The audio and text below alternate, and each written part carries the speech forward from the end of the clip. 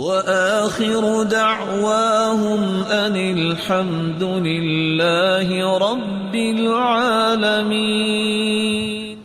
یہ اللہ نے رونق رکھی ہے زندگی کی تو ان تین چیزوں میں، قرآن کی تلاوت ہے، اللہ کا ذکر ہے، اور رسول اللہ صلی اللہ علیہ وسلم پر درود بھیجنا۔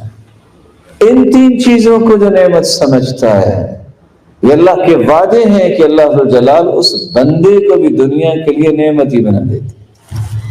اور یہ رمضان المبارک سے پہلے یہ تین چیزیں آپ کے معمول بن جانا چاہیے۔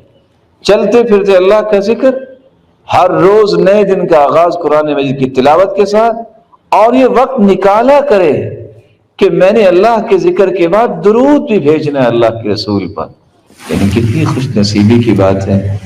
حدیث کے الفاظ ہیں، دعا قبول ہونا تو بڑی دور کی بات، جس دعا میں درود نہ پڑھا جائے وہ دعا آسمانوں تک پہنچتی ہی نہیں۔